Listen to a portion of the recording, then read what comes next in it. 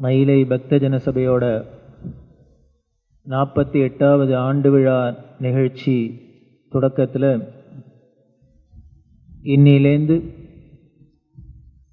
7 நாளைக்கு நடமாடும் தெய்வம்னு உலகம் கொண்டாடுற காஞ்சி மகா பெரியவரோட வாழ்க்கை வரலாறு, அற்புதங்கள்,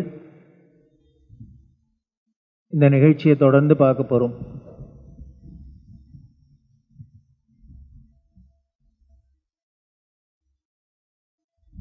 தொடக்க உரையில் புதுப்பட்டி கிருஷ்ணன் சொன்னார். இந்த பேனரை பார்த்துட்டு கணேசர்மா இல்லையா அப்படின்னு ஒரு கல்லூரி மாணவி கேட்டா, ஏமாற்றத்தோடு கேட்டா.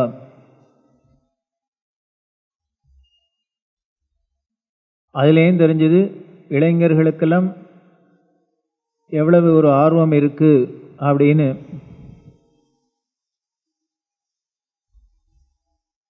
இந்த பொண்ணு கேட்டதுலேருந்து அவர் என்ன நினச்சிட்டு, இது மாதிரி நிறையா பொண்கள்லாம் எனக்கு ஃபேனாக இருக்கா, இங்கே எப்படி இருக்கான்னா என்ன வெளிநாட்டுக்கெல்லாம் போனால் எவ்வளோ இருப்பார் அப்படின்னு. அதனால் ஒருத்தரும் பயப்பட வேண்டாம், நிறையா ஆண்களும் நிறையா ஃபேன்லாம் இருக்கா. ஆனால் இந்த எல்லா ஃபேனும் கணேசர்மாக்கு இல்லை, காஞ்சி மகா பெரியவாளுக்கு. இப்போ பெரியவாளோட ஃபேன்கிறது ரொம்ப நிறையா ஆயிடுது. அதுவும் இளைஞர்களுக்குள்ள ஒரு விழிப்புணர்வு அப்படின்னே சொல்லணும், ஒரு நல்ல அறிகுறியாக தான் தெரிகிறது. இது எதனால் இந்த இளைஞர்களுக்கெல்லாம் இப்படி ஒரு ஆன்மீகத்தில் ஒரு விழிப்புணர்வு வந்ததுன்னா, தேங்க்ஸ் டு இன்ஃபர்மேஷன் டெக்னாலஜி. ஒன்று, அதோட நன்மை, வாட்ஸ்அப், யூடியூப் எதை எடுத்து பார்த்தாலும் அதில் ஒரு விஷயங்களை பரிமாறிக்க முடிகிறது, ரொம்ப சுலபமாக பரிமாற முடிகிறது. நமக்கும் நம்ம நினைச்ச போது நம்ம சௌரியத்திற்கு வேணுங்கிற விஷயங்களை கிரகிச்சுக்கிறதுக்கு ஒரு சௌரியம் இருக்குது. இது இந்த இன்ஃபர்மேஷன் டெக்னாலஜி சயின்ஸ்னால நமக்கு கிடைச்ச நன்மை. இன்னொரு விஷயம் என்ன அப்படின்னா, இந்த இளைஞர்களுக்கு இப்படி எல்லாம் ஒரு ஆன்மீகத்தில் ஈடுபாடு வரத்துக்கு இன்னொரு முக்கியமான காரணம், அந்த இன்ஃபர்மேஷன் டெக்னாலஜியில் ஐடியில் அவளை போட்டு படுத்துகிற பாடு.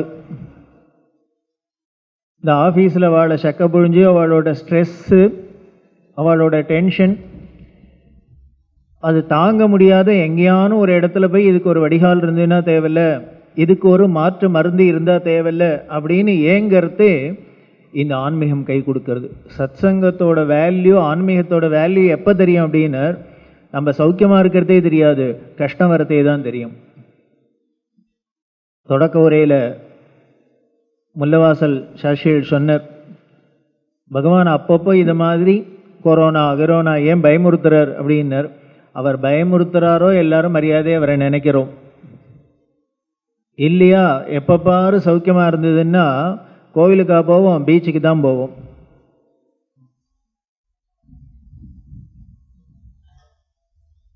சாஸ்திரமே சொல்றது, இது மாதிரி உட்பாதங்கள்லாம் வரது எதுக்காக அப்படின்னு, ஒரு கஷ்டங்கள் வரது எதுக்காக பகவானை நினைக்கிறதுக்கு.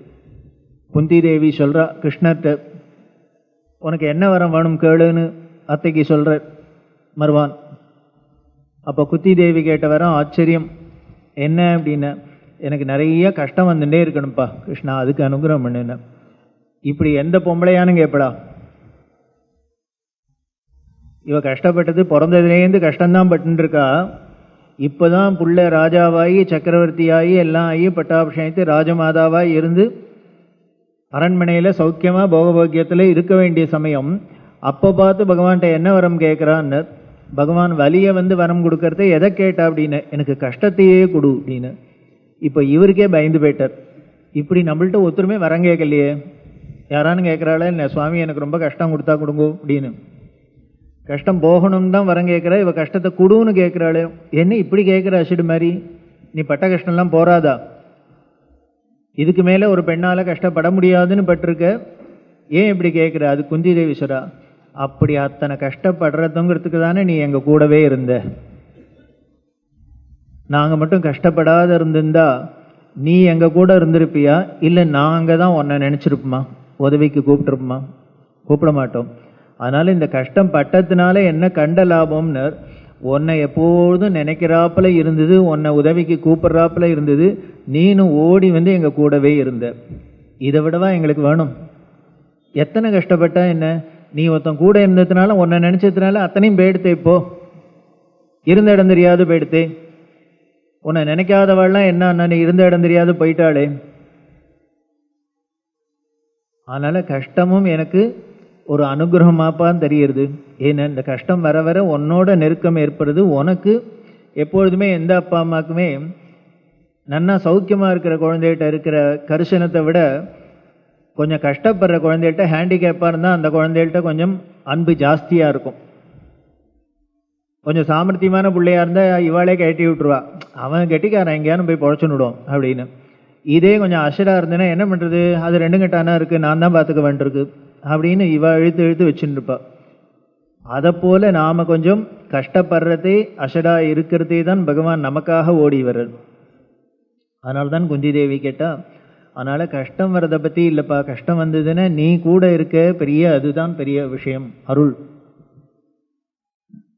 எங்களுக்கு உன் நினைப்பு வருது, உனக்கு எங்களோட நினைப்புல எங்கள் பக்கத்தில் இருக்க, அதனால் கஷ்டம்தான் வேணும் அப்படிங்கிறோம். அதை மாதிரி இப்படி ஏதோ கொரோனா வரதோ எல்லாரும் பயப்படுறோம். இந்த கோவிலுக்கு போகலாமா, அந்த கோவிலுக்கு போகலாமா, இதை பண்ணலாமா, அத்தை பண்ணலாமா அப்படின்னு. அது மாதிரி ஒரு உபாதம் இல்லாத இருந்ததுன்னால் நம்ம பாட்டுக்கு சௌக்கியமாக சாப்பிட்டுட்டு டிவி சீரியலை பார்த்துண்டு வம்படிச்சுட்டு இப்படி வெட்டி பொழுது தான் போக்கின்னு இருக்க போகிறோம். இருந்தாலும் கஷ்டம் கஷ்டம்தானே, இதுலேருந்து நாம் தப்பிக்கணுமே, என்ன பண்ணுறது அப்படின்னு. அந்த தப்பிக்கிறதுக்கு அருமருந்து தான் பிரேயர் அப்படின்னு சொல்லுமே, அந்த பக்தி பண்ணி நாம் வழிபடுறது. அந்த வழிபாடு எப்பொழுதும் நமக்கு இருக்கணும் அப்படிங்கிற ஒரு உயர்ந்த நோக்கத்தில் தான் திருமயிலை இறையன்பர் திருச்சபை அப்படின்னு, மயிலை பக்த ஜன சபை அப்படின்னு பெரிய மகான்கள்லாம் நமக்கு ஏற்படுத்தி கொடுத்து, அது ஒரு வருஷம் இல்லை, 2 வருஷம் இல்லை, 47 வருஷமாக அது உருண்டோடி 48வது வருஷம் ஆண்டு விழாவிலையும் இருக்கும். அப்படின்னால் நமக்கு அந்த இறை உணர்வு எப்பொழுதும் இருக்கணும். நமக்கு பலம் அந்த பக்தி தான், அந்த இறை நம்பிக்கை தான். இது நாஸ்திகர்கள்லாம் நம்மளோட வீக்னஸாக சொல்கிறா, இது ஒரு அறியாமையாக சொல்கிறா, முட்டாளுங்கிறா, காட்டுமிராண்டிங்கிறா, என்னெல்லாமோ சொல்கிறா. மணிவாச்சக பெருமான் சொல்கிற திருச்சுண்ணம் அதில் சொல்கிற, நாம் எல்லாரும் சுண்ணம் எடுக்கிறோம் சுவாமிக்கு, நம்ம கை வளையெல்லாம் ஆர்ப்ப ஆர்ப்ப, கால் சிலம்பெல்லாம் ஆர்ப்ப ஆர்ப்ப நம்ம சொல்கிறோம். ஆனால் நம்மளை பார்த்து சில பேர் பரியாசம் பண்ணுறா, இதுகள்லாம் வேலை வெட்டி இல்லாத, இது இப்போ சுவாமிக்கு இவா கூடமே பொடி அடித்து கொடுத்து குளிச்சு தான் கபாலி நீட்டாக இருக்க போகிறாரா, இதுகள் ஏதோ வேலை மெனக்கட்டு பண்ணின்னு இருக்கு அப்படின்னு அவள்லாம் பரியாசம் பண்ணுறா. அந்த பரியாசம் பண்ணுறவாளை பார்த்து நாம் திருப்பி பரியாசம் பண்ணிட்டு இடிப்போங்கிறா. எங்களுக்கெல்லாம் இந்த பாக்கியம் கிடைச்சிருக்கு, உனக்கு கிடைக்கலையே, எங்களுக்கு இப்படி ஒரு பாக்கியம் கிடைச்சிருக்கு, அருள் கிடைச்சிருக்கு, உனக்கு அருள் கிடைக்கலையேன்னு நாம் அவர்களை திருப்பி பரியாசம் பண்ணுவோம். இதில் மெசேஜ் என்ன அப்படின்னா, ஏன் மாணிக்கவாசகர் இதை சொல்லணும்? பக்தி பண்ணுறவர்களை பார்த்து பக்தி பண்ணாதவர்கள் ஏளனம் பண்ணுறார் அப்படின்னா, நாம ஏன் திருப்பி ஏளனம் பண்ணும் அப்படின்னா, போட்டிக்கு போட்டியா இல்லை, இந்த அவர்களையும் ஏளனம் பண்ணுறார் அப்படின்னா அவர்களுக்கு கிடைக்கலையேங்கிற குறையில பண்ணுறது தான். ஐயோ நமக்கு இப்படி பாக்கியம் கிடைக்காத இருக்கு, நம்ம யாருக்கான ஏதானு ஒன்று கிடைச்சி கொடுத்தோம்னா அவர் ஏதோ புண்ணியம் பண்ணியிருந்தால் கிடைச்சது போயிட்டோமே, அவர் பாட்டுக்கு வாங்கி வச்சுக்க போகிறார். ஏதானு நம்ம வீட்டில் ஏதானு குறைய போகிறதா, இல்லை நம்மளோடது எடுத்துட்டாரா அவர், இல்லை நமக்கு ஏன் நமக்கு அவர் மேலே ஒரு வெறுப்பு வருது, கோபம் வருதுன்னு, அது நமக்கு கிடைக்கலையேங்கிற ஆதங்கம், தாபம். அதை போல நாஸ்திகர்களும் ஏன் பிரயாசம் பண்ணுறான்னு, இவனெல்லாம் இப்படி ஆஸ்திகனாக பிறந்து ஒரு நல்ல பெரியவருக்கு சிஷ்யராக போய் இவாளெல்லாம் பொழைச்சுட்டாலே நமக்கு அது முடியாது போயிடுத்து, வேற ஒரு பெரியவர்கிட்ட போய் மாட்டின்னு விட்டோமேன்னு அவளுக்கு வருத்தமாக இருக்கலாம். அதனால என்ன பண்ண, உங்களுக்கு பிழைக்க தெரியலன்னு நம்மளும் திருப்பி அவர்களை பரியாசம் பண்ணுவோம். ஆனால் பண்ணுறதுனால அவர்கள் பரியாசம் பண்ணால் நம்மளோட வேலையை விடக்கூடாது, நாம் பண்ணுறத நன்னாவே பண்ணணும் அப்படின்னு. அந்த பக்தி பண்ணுறதே நாம் ஆன்மீகவாதிகளாக இருக்கிறதே வெக்கப்பட தேவையில்லைங்கிறது தான் மணிவாசகர் நமக்கு சொல்லித்தர ஒரு உபதேசம். நம்ம எதுக்கு வெக்கப்படணும்? அதுவும் குறிப்பாக நமது இந்து மதத்தில் தான் நம்மளோட மதத்தோட சின்னங்களை நாம் வெளிப்படுத்திக்கிறதுலையோ இல்லை நம்மளை ஒரு மதவாதின்னு காமிச்சிக்கிறதுலையோ வெக்கப்படுறதா சங்கோஜப்படுறதா இருக்குது. வேறு எந்த மதத்தை சேர்ந்தவர்களுக்கும் இல்லை. இன்னும் சொல்லப்போனால் அவர்கள் அப்படி உறுதியோடு இருக்கிறதுனாலேயே சட்டத்திட்டம் முதற்கொண்டு அவர்களுக்கு சாதகமாக போடுறாப்புல இருக்குது. நாம் இப்படி பயப்படுறதுனால தான் நமக்கு சட்டத்திட்டத்திலேருந்து நமக்கு பாதகமாக இருக்குது. அதனால் ஆன்மீக விஷயத்தில் நாம் யாருக்கும் பயப்படவே தேவையில்லை. நம்மளை நாம இருந்து காமிக்கிறதுல ஒன்றும் கௌரவ குறைச்சல் இல்லை. அதனால் தைரியமாகவே நாம் நம்மளோட பக்தியோ நம்ம ஆன்மீகத்தையோ வெளியில் காமிச்சுக்கலாம். அது எங்கேயா இருந்தாலும் சரி, வீதியிலையா இருந்தாலும் சரி, வீட்டிலையா இருந்தாலும் சரி, அலுவலகமாக இருந்தாலும் சரி, எங்கே இருந்தாலும் நாம் நம்மளோட இந்த இறை உணர்வை காமிச்சிக்கிறதுல ஒரு தப்பும் இல்லை. இதைத்தான் காஞ்சி மகா பெரியவர் வலியுறுத்தினர். 100 வருஷம் அவர் என்ன சொல்லி கொடுத்தார் அப்படின்னு முல்லவாசல் சொன்னாரே, யாரோ வீட்டில் சந்தியாவந்தனம் பண்ணியிருந்தா இவ மடத்துக்கு பெரிய கைங்கரியம் பண்ணுறா, யாரோ கோவிலுக்கு போனால் இவெல்லாம் மடத்துக்கு பெரிய கைங்கரியம் பண்ணுறா அப்படின்னு. ஏதோ நான் கபாலி கோவில் போகிறதுக்கும் காஞ்சி மடத்துக்குள்ள என்ன லாபம்? நான் போகாத இருந்தால் அவளுக்கு எதாவது நஷ்டமா? நான் போனதுனால அவர்களுக்கு ஞாபகமா? நான் சந்தியாவந்தனம் பண்ணினதுனால ஏதான மடத்துக்கு ஏதான 1000 ரூபா தனம் வருதா? நான் பண்ணாத விட்டதுனால அவர்களுக்கு நஷ்டம் ஏற்பட்டுருத்தா? ஆனால் ஏன் இதை பண்ணுறதுனால அவர்கள் தங்களோட மத அனுஷ்டானங்களை பண்ணுறதுனால மடத்துக்கு கைங்கரியம், மடத்துக்கு ஒரு சேவை செய்யறதா நினைச்சார் அப்படின்னா, மடம்ங்கிறது எதுக்காக இருக்குன்னர்? இப்படி மக்களை இந்த நல்ல வழியில் ஆன்மீக வழியில் திருப்பறத்துக்கு தான் மடம் இருக்குன்னு இதுலேருந்து நமக்கு தெரியுது. ஏதோ அவா பாட்டுக்கு பூஜை பண்ணிட்டு இருக்கா, அவா பாட்டுக்கு போயின்னு இருக்கா, வந்துட்டு இருக்கா அப்படிங்கிறது இல்லை. அவர்களோட கடமை என்ன? ஆதிசங்கரர் மடங்களை ஸ்தாபிச்சு எதுக்கு ஸ்தாபிச்சார் அப்படின்னு கலெக்ஷன் பண்ணுறதுக்காக ஸ்தாபிக்கல. 4 திக்கிலையும் 4 ஆம்நாய பீடங்களை ஸ்தாபிதம் பண்ணானா என்ன அப்படின்னார்? 4 திக்கில் உள்ள பக்தர்கள் கூட்டமும் நல்ல வழியில் போயின்னு இருக்காளா, தர்ம வழியில் போயின்னு இருக்காளான்னு கண்காணிக்கிற வேலை தான் அவர்களுக்கு. அப்படி போகலைன்னா என்ன அப்படின்னார்? அந்த பாவம் முழுக்கலும் அவர்களை போய் சேரும். சாஸ்திரம் சொல்றது சிஷ்ய பாபம் குரும் பிரஜேத். சில பேர் பண்ற பாவம் யாரை போய் சேரும் அப்படின்னு நமது நீதி நூல் சொல்றது. ராஜா ராஷ்டிரகிருதம் பாபம் அப்படின்னு, ராஜாவுக்கு என்ன பாவம் போய் சேரும்? நாட்டில் உள்ள ஜனங்கள்லாம் பண்ற பாபம் முழுக்கலும் அரசனை போய் சேரும். ஏன் சார், நான் எங்கேயோ வீட்டில் ஏதோ தப்பு பண்ணினா ஏன் ராஜாவை பாட்டுக்கு அவர் டெல்லியில் உட்காந்துருக்கார், அவர்கிட்ட போவானேன்னார். ராஜாவுக்கு பேர் காவலன்னு ஒரு பேர். காவலன்னாலே என்ன? வாட்ச்மேன். நம்ம மெனக்கெட்டு ஃப்ளாட்டில் ஒன்றும் திருட்டு போயிடக்கூடாது அப்படின்னுட்டு ஒரு வாட்ச்மேனை சம்பளம் கொடுத்து காவல் காக்கிறதுக்கு ராத்திரி போட்டோம் அப்படின்னா, வீட்டில் அதை தாண்டி யாரோ திருடிட்டான்னா முதல்ல யாரை போய் கோச்சு போனார்? வாட்ச்மேனை தான் போய் பார்ப்போம். ஏன்னு? இவன் தூங்கினதுனால தான் அந்த ஆள் உள்ள நுழைய முடிஞ்சது, சூறையாட முடிஞ்சது. இவர் விழிப்போட இவரோட டியூட்டி பார்த்துருந்தாருன்னா அவன் உள்ள வந்திருப்பனா? நஷ்டம் ஏற்பட்டிருக்குமா? ஏற்படாது. அதை போல காவலன்கிற ராஜா எதுக்கு இருக்கார் அப்படின்னர்? நாட்டு மக்கள்லாம் நல்ல வழியில போராளான்னு காவல் காக்கிறதான் அவனோட வேலை. அப்படி போகலைன்னா என்ன பண்ணுற? அவர்களுக்கு அப்போ நீதி சாஸ்திரம் என்ன கொடுக்குறது? அவளை அடிச்சு உதச்சான்னு போக வைங்கிறது. தண்ட நீதி அப்படின்னு தண்டனை கொடுக்கறதே நமது சாஸ்திரம் என்ன சொல்லி நீதியாக தான் சொல்லியிருக்கு. தண்டிக்கிறது அப்படின்னா தூக்கு தண்டனை கொடுக்குறோம் அப்படின்னா சாதாரணமாக எவனையான கொன்னா கொலை குத்தம், கொலைங்கிற பாபம் வரும். இனிமேல் கோர்ட்டில் இருந்து நீதிபதி தூக்கு தண்டனை கொடுக்குறார் அப்படின்னா அவருக்கு இனிமேல் கொன்ன பாவமாக வரும்? வராது. ஏன்? அயோக்கியத்தனம் பண்ணினா அவனை தானே கொன்றோம், நல்லவனை கொல்லலையே, சாதுக்களை கொல்லலையே, சும்மா இருக்கிறவாளை கொல்லலையே. நீ ஒருத்தருக்கு கெடுதல் பண்ணினா அதனால அதுக்கு உண்டான பலன். அந்த நீதி சாஸ்திரம் அதனால என்ன பண்ணுது? சாமதான பேத தண்டம் அப்படின்னு எந்த விதத்திலேயானும் ஜனங்களை நீ நல்வழிப்படுத்த வேண்டியது ராஜாவோட கடமை. அதனால் சில சமயம் கடுமையாக தான் ராஜா நடந்துக்கிறாப்புல இருக்கும், சட்டத்திட்டம் போடுறாப்புல இருக்கும். அப்போ நாம் தெருவில் குதித்து பிரயோஜனம் இல்லை. ஏன்னு நன்மை என்னன்னு பார்க்கணும், அதோட பலன் என்னன்னு பார்க்கணும். அல்டிமேட்டாக ராஜாவுக்கு என்ன அப்படின்னர், ஜனங்கள் நல்ல வழியில் இருக்கணும், நல்லவர்களாக இருக்கணும். அப்படி நல்லவர்களாக இருந்து நல்ல வழியில் போய் நன்மை செய்யலை அப்படின்னால் அவர்கள் கெடுதலான வழிக்கு போய் தவறு செஞ்சாக்க அந்த செஞ்ச பாவம் முழுக்கலும் யாரை போய் சேரும்னர், கடைசியாக ராஜாவை போய் சேரும். காரணம் என்னன்னர், அவர்கள் தப்பு செய்யாத நீ பார்த்துக்கல, நீ உன் கடமையை தவறிட்ட, அதனால அனுபவி. ராஜா ராஷ்டிரகிருதம் பாபம் அப்படின்னு. அதே மாதிரி மனைவி செய்கிற பாபம் கணவனை போய் சேருமா. நீதி சாஸ்திரத்தெல்லாம் படித்தா பயமாவே தான் இருக்கு. மனைவி செய்கிற பாபம் ஏன் கணவனை போய் சேரணும்? காரணம் என்னன்னு, இந்த மனைவிக்கு காவலன் கணவன். விவாகத்திலேயே கன்னிகாதானம் பண்ணுறதே என்ன மந்திரம் சொல்லி கொடுக்கப்படுகிறது? இதைத்தான் சொல்லி கொடுக்கப்படுறது. இந்த பெண்ணை பெற்ற அப்பா என்ன சொல்கிறார் அப்படின்னர், இந்த பொண்ணை இனிமேல் உங்ககிட்ட ஒப்படைக்கிறேன், இந்த பொண்ணோட பார்த்துக்க வேண்டியது இனிமேல் அவள் ஆயுசு முழுக்கலும் உன்னோட பொறுப்பு.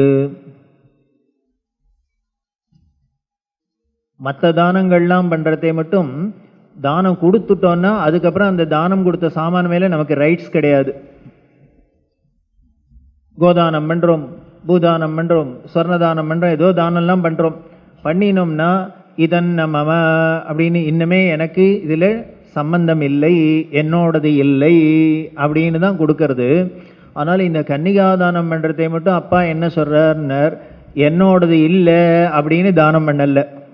இன்னுமே இந்த பொண்ணு என்னோடது இல்லை, எனக்கு ரைட்ஸ் இல்லைன்னு பண்ணலை.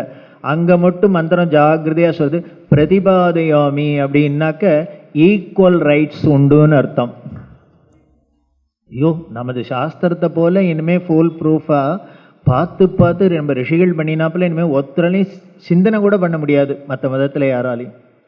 இந்த ஒரு தானத்தில் மட்டும் என்ன பண்ணானே, இனிமேல் நான் பொண்ணை கொடுத்துட்டேன், இனிமேல் மாப்பிள்ளை சொல்லப்படாது, ஐயோ என்கிட்ட தானம் பண்ணிட்டியாலும் இனிமேல் இங்கே வரப்படாது, நான் என்ன பண்ணாலும் நீ கேட்கப்படாதுன்னு சொல்லப்படாது. ஏன் மந்திரத்தை ஒழுங்காக கவனிடான்னு சொல்லணும். பிரதிபாதையாமே, உனக்கு என்ன ரைட்ஸ் உண்டோ அந்த பொண்ணு மேலே எனக்கும் ரைட்ஸ் உண்டோ.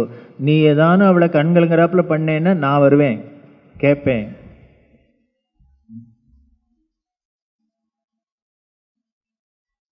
அப்படி இவளை பாதுகாக்க வேண்டிய பொறுப்பு உங்ககிட்ட கொடுக்கப்பட்டிருக்கு. ஸோ அதனால அவளை நல்லவளாக பாதுகாத்து நல்ல வழியில் அழிச்சுன்னு போக வேண்டியது உன்னோட கடமை. அதுவும் பெண்களுக்கு குருவாக யாரை சொல்லிக்க, கணவன் தான் குரு. அப்படி நீ வழிகாட்டி அவளை நல்வழியில் அழிச்சுன்னு போக வேண்டியது உன் கடமை. அப்படி பண்ணலைன்னா என்ன, அவ கடமை, நீ உன் கடமையை சரியாக செய்யலை, அதனால அவள் நல்லவளா இல்லை. அப்போ என்ன பண்ணு, அதில் பாவம் ஒன்றை சேரும். பத்தினி பண்ணின பாவம் ஒன்றை சேரும். அதே மாதிரி வயசு வராத குழந்தைகள் பண்ணுற பாவம் அப்பா அம்மாவை சேரும். ஏன்னர், அந்த குழந்தைகளை சின்ன வயசுலேருந்து சொல்லி சொல்லி சொல்லி வளர்க்கணும். அவர்களை நல்வழிப்படுத்தி நல்ல சத்சங்கத்துக்கு அழிச்சுன்னு போய் நல்லதை ஹிதத்தை சொல்லி சொல்லி அதுகளை வளர்க்கணும். அப்படி பண்ணாத விட்டீங்கன்னா நீ நல்ல அப்பா இல்லை அம்மா இல்லை, நீ உன் கடமையை தவிர, அதனால அவ பண்ணுறது ஒன்றை சேரும். அதை போல நீதி சாஸ்திரம் சொல்றது, சிஷ்ய பாபம் குரும் ரஜேத், சீடர்கள் பண்ணுற பாபம் குருவை போய் சேரும். ஏன்னு, சீடர்கள் பாபம் பண்ணாத பார்த்துக்கிறது தான் குருவோட வேலை. அதை மீறி இவர்கள் பண்ணினான்னா குரு தூங்கி போயிட்டார்னு அர்த்தம், அவர் கடமையை செய்யலைன்னு அர்த்தம். அதனால சிஷ்ய பாபம் குரும் ரஜேத் அப்படிங்கிறது. இப்படி சீடர்கள்லாம் பாபம் பண்ணாத இருக்கணும்னு பாதுகாக்கிறதுக்குத்தான் ஆதிசங்கரர் மடங்களெல்லாம் ஸ்தாபிதம் பண்ணி அதில் மடாதிபதிகளை வச்சு நமக்கு பாதுகாப்பை கொடுத்துருக்கார். இந்த நியாயத்தில் தான் பெரியவா சொல்றா, அவர்கள் வீட்டில் தங்கள் கடமையை ஒழுங்காக செஞ்சிருந்தா, தர்ம வழியில் இருந்தால், நல்லவர்களாக இருந்தால், இதுவே நீங்கள் மடத்துக்கு செய்கிற பெரிய கைங்கரியம். என்னென்ன, நமக்கு ஒருத்தரும் ஆயிரக்கணக்கில் கொடுக்க வேண்டாம், பாபம் வராத நம்மளை காப்பாற்றுறாளே அதுவே பெரிய உதவின்னா. நமக்கு புண்ணியம் வரத்துக்கு ஒருத்தரும் உதவ வேண்டாம், அது வரலைன்னா கூட பரவாயில்ல, ஆனால் பாபத்தை மூட்டை கட்டாத இருக்கேன் பார்க்கறமே. அப்படி ஒரு உயர்ந்த பீடத்தில் இருந்த பீடாதிபதிகள்லாம் கூட காராகிரகத்துக்கெல்லாம் போறாப்புல ஏதோ கஷ்டம்லாம் படுறாப்புல வந்ததே. எதனால வந்தது? அவர்கள் என்ன பண்ணினா? எங்கேருந்து அவர்களுக்கு பாபம் வந்தது அப்படின்னர்? ஒண்ணுமில்லை, நம்ம பண்ணின பாவம் அவர்கள் தலையை பாதிச்சு. நாம போய் ஒரு டசன் பழத்தை வச்சு நமஸ்காரம் பண்ணிட்டு வந்துடும் இல்லையா, அவ்வளவுதான், நம்ம பண்ணின பாவம்லாம் அங்கே டிரான்ஸ்ஃபர் ஆயிடுது. அதனால நம்ம பண்ற தப்புக்கு அவர்களை அனுபவிக்க வேண்டியது.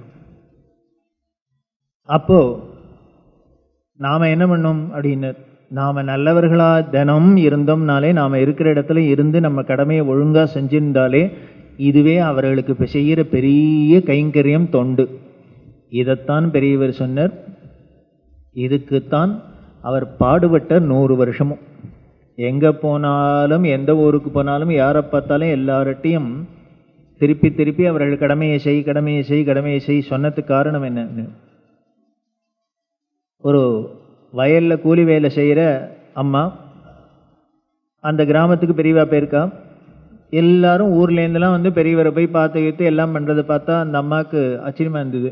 என்ன இவர் இவ்வளவு பெரியவரா, இப்படி எங்கெங்கெல்லாமோ வரா அப்படின்ட்டு இந்த ஊரில் இருக்க இந்த அம்மாவும் நம்மளும் போய் பார்க்கணும் அப்படின்னு தோணி பெரியவர்கிட்ட வரா.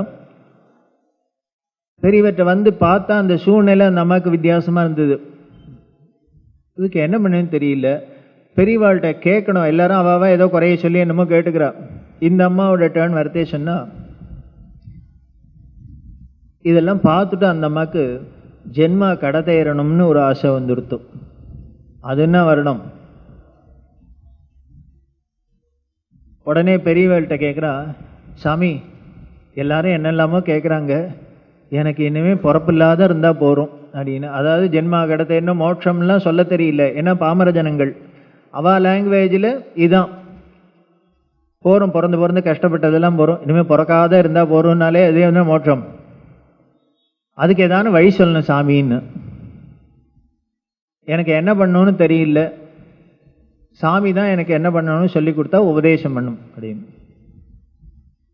இப்படி ஒரு பாமர பெண்மணி வந்து கேட்குறா, தன்னோட ஜென்மா கடத்தேறணும், தனக்கு மோட்சம் கிடைக்கணும், அதுக்கு என்ன பண்ணணும் அப்படின்னா, நாமளாக இருந்தால் என்ன சொல்லுவோம், உடனே இதை பண்ணு அதை பண்ணு அப்படின்னு பெரிய லிஸ்ட்டு சொல்லிடுவோம். பெரியவர் சொன்ன என்ன தெரியுமா? உடனே பெரியவா சொல்கிறா, அது இருக்கட்டும், நீ என்ன பண்ணிட்டு இருக்க அதை சொல்லு அப்படின்னு. இல்லை சாமி நான் வயலில் கூலி வேலை செஞ்சிட்ருக்கேன் அப்படின்னு. சரி, உன் குடும்பத்தை பற்றி சொல்லும். குடும்பத்தில் எத்தனை பேர் யாரெல்லாம் இருக்கு? என் புருஷன் இருக்கார், எனக்கு 4 பசங்க இருக்குது, இந்த எல்லாருமே சேர்ந்து தான் கூலி வேலைக்கு போவோம் கால வேளையில் அப்படின்னு. அப்புறம் அப்படின்னு, என் புருஷனோட அம்மா இருக்குது, எங்கள் மாமியார் இருக்குது, வயசான கிழவி இருக்குது வீட்டில் அப்படின்னு. அப்படியா அப்படின்னா, ஆமாம், நாங்கள் காலங்காலையில் கருக்கல்ல வீட்டுக்கு போகிறதுக்கு முன்னால், வேலைக்கு போகிறதுக்கு முன்னால் நான் வீட்டில் சோறாக்கி நாங்களும் கையில் எடுத்துட்டு எங்கள் மாமியாருக்கு எல்லாம் பண்ணிவிட்டு அவளுக்கு எல்லாம் பண்ணி வச்சுட்டு, ஏன்னா சாயந்தரம் தானே வருவோம், எல்லாம் பண்ணிவிட்டு நாங்கள் வேலைக்கு போயிடுவோம். அங்கே போய் நாள் முழுக்க வேலை செஞ்சுட்டு திரும்பி வீட்டுக்கு வந்து அதுக்கப்புறம் ராத்திரிக்கு சோறாக்கி எல்லாரும் சாப்பிட்டு இதுதான் பண்ணிருக்கேன் அப்படின்னு. எனக்கு இதுலேயே குடும்பத்திலேயே உழறதே சரியாக இருக்க வழியை, நான் இனிமேல் கோவிலுக்கு போகிறதா, குளத்துக்கு போகிறதா, பூஜை பண்ணுறதா, ஸ்தோத்திரம் சொல்கிறதா, என்ன பண்ண முடியும்? இது இத்தனையும் கேட்டுட்டு பெரியவா சொல்கிறா, நீ உன் ஜென்மா கடதேற இத்தனை பண்ணிட்டு இருக்கிய, இதுவே போறாதோன்னா. நாம் ஏதோ வரைஞ்சு கட்டின்னு சோஷியல் சர்வீஸ்னு போனாக்க தான் நினச்சின்னு இருக்கோம். ஆனால் நமது பாரதிய கலாச்சாரம் என்னன்னு, நம்ம வீட்டில் இருக்கிற எல்லா பெண்களுமே பெரிய சோஷியல் சர்வீஸ் லேடிஸ் தான். அத்தனை பேருக்குமே அவார்டு கொடுக்கலாம். ஏன்னர், வீட்டில் பார்த்தா 4-5 குழந்தைகள், மாமனார் மாமியார், இன்னும் நாத்தனார், இன்னும் யாருக்கெல்லாம் குழந்தைகள் குட்டி இல்லையோ அனாதைகளோ எல்லா வீடுமே அநாதாசிரமமாகவே தான் இருந்திருக்கு. எல்லார் வீடுமே கிரஷ், எல்லார் வீடுமே அநாதாசிரமம் தான். இத்தனை பேருக்கு நீ சாப்பாடு ஆக்கி போட்டு இத்தனை பேருக்கு பார்த்துன்னு பண்ணிக்கிறியே, இதை விடவா பெரிய சர்வீஸ் பண்ண முடியும்? இப்படி வா பண்ணுறதுனாலே என்ன, இவர்களுக்குன்னு ஒன்று பண்ணிக்கிறதுக்கே டைம் இல்லாத போய்டுறது. எத்தனை பெண்களுக்கு பார்க்குறோம். எங்கள் வீட்டிலாம் பார்த்துருக்கோம், எங்கள் அம்மாக்கெல்லாம் எங்கள் அம்மாவுக்குன்னு தனியாக ஒரு ஆசையே கிடையாது. அவளுக்குன்னு இண்டிவிஜுவலாக தான் இதை பண்ணிக்கணும் அதை பண்ணிக்கிறது அது மாதிரி அப்படி ஒரு எண்ணமே தோணினது கிடையாது. எதை பண்ணினாலும் இனிமேல் இவாளுக்கு பண்ணோம் அவளுக்கு பண்ணோம் வீட்டுக்கு பண்ணோம் இதுதான் தோணியிருக்கே வழிய, தான் தனக்குன்னு ஒரு விருப்போ வெறுப்போ இதை பண்ணிக்கணும் அதை பண்ணிக்க எண்ணமே தோணலைன்னா வேதாந்தம் என்ன சொல்றது? தான்கிற அந்த அகந்த போயிட்டா அதுதான் மோட்சம். அப்படின்னா இவாளுக்கு ரொம்ப சர்வசகஜமா இந்த குடும்பத்துல உழண்டத்தினாலேயே இந்த தான்கிற எண்ணமே எழும்பாத போயிடுது. இதை விடவா பெரிய வேதாந்தம் பள்ளி சொல்லித்தர முடியும் பிராக்டிக்கலா? இதே நமக்கு கிளாஸ் வச்சு வேதாந்தா கிளாஸ் எடுத்து எல்லாம் சொல்லி கொடுத்தாக்க, பிரம்மசூத்திர பாஷ்யம், கீதா பாஷ்யம் எல்லாம் கீதா கிளாஸ் போனாக்க வேதாந்தம் வந்துருமா என்ன? வரமாட்டேங்கிறது. ஆனால் இவர்களுக்கு சகஜமா அப்படியே இருந்தது. இதைத்தான் குறிப்பால பெரியவா சொல்றா, நீ வீட்டில் இத்தனை பேருக்கு இவ்வளவு காரியம் பண்றேங்கிற, இதுக்கு மேல போராத்துக்கு வெயில்ல போய் விஷயத்திலையும் உழுது இத்தனை காரியம் பண்ணியிருக்க, இதை விட உன் ஜென்மா கிட்டத்தேர வேற என்ன பண்ணும் அப்படின்னு. இருந்தாலும் நமக்கு இது நம்ம கடமை. இனிமேல் வீட்டில் சமைக்கிறது சாப்பாடு போடுறதெல்லாம் நமக்கு ஒரு மோட்சத்துக்கு சாதனம்னு யாரானு சொல்ல முடியுமா? நம்மளால தோணுமா மனசு? நமக்கு மோட்ச சாதனம்னா இப்படி இப்படி உட்காந்துட்டு அத்தை பண்ணி இந்த பண்ணி ஏதான ஒரு எக்ஸ்ட்ராவா ஒன்று பண்ணினாதான் ஏதோ ஸ்பிரிச்சுவலா நாம ஏதோ ஆன்மீகமா பண்றோம்னு தோன்றது இல்லையா? இதுதான் சைக்காலஜி. இந்த சைக்காலஜியை புரிஞ்சுன்னு உடனே பெரியவா சொல்றா, நீ இத்தனை பண்ற, இருந்தாலும் நீ ஜென்மா கடதையறதுக்கு இன்னொன்னு சொல்றேன், அதை பண்றியா? அதுக்கு தானே வந்தேன், என்ன பண்ண சொல்லுங்க அப்படின்னு. நீ என்ன பண்ணு, கால வேளையில காலங்காலத்தால வயல்ல இறங்கி வேலைக்கு போறியோ இல்லையோ? ஆமா அப்படின்னு. அப்படி வயல்ல காலை வச்சு இறங்குறது கிழக்க பாரு, அங்க சூரியன் இருக்கும் இல்லையா? அந்த சூரியனை பார்த்து சூரிய நாராயணான்னு ஒரு கும்பிடு போடு. அப்புறம் வேலையை பாரு, சாயந்தரம் வீட்டுக்கு வர பத்தியா ஏரி கரையேறி வரத்தே, அப்போ மேற்க பாரு சூரியன் தெரியும், அந்த சூரியனை பார்த்து சூரிய நாராயணான்னு ஒரு கும்பிடு போடு. இந்த நீ கடதேற இதுவே போறோம்மா அப்படி. இப்படி சொல்றதுக்குன்னா நமக்கு ஒரு குரு வேணும். அப்படியே அவனுக்கு கடதேறணுமா? நீ என்ன பண்ணு, நாளைக்கு 1000 ரூபாய் பணத்தை எடுத்துன்னு மடத்துக்கு வா, பெரிய ஹோமம் பண்ணலாம், பூஜை பண்ணலாம் அப்படின்னா, அப்படி யாரான்னு சொன்னா ஜாகிரதையா இருக்கணும்.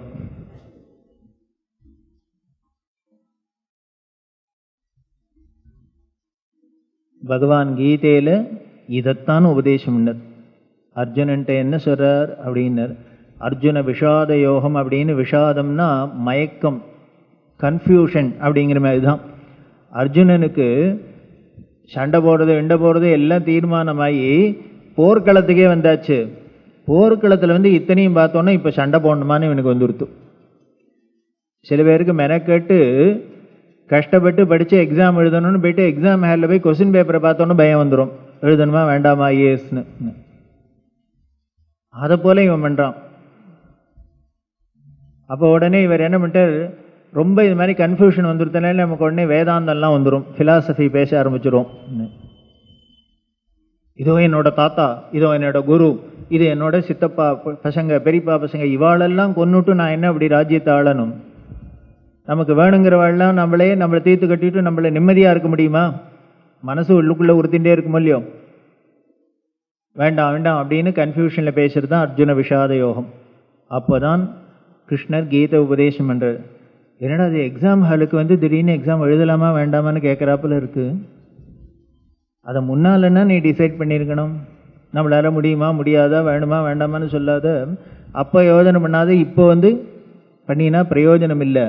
இது எப்படி இருக்குன்னர், அதில் ரொம்ப கடுமையாகவே அர்ஜுனனை திட்டுற, என்னடா அலிப்பைய மாதிரி பேசுகிறேங்கிற, பேடி மாதிரி பேசுகிற, ஒரு ஆம்பளை பேசுகிற பேச்சா, ஒரு க்ஷத்திரியன் பேசுகிற பேச்சா? நீ என்ன ஆம்பளையான்னு கேட்குற, ஒரு வீரனா நீ? இப்போ வந்து இந்த வேதாந்தம் சொல்ற, வேதாந்தம் சொல்ற, உன் கடமையை செய், இடுறா முதல்ல கண்டிப்பத்தை.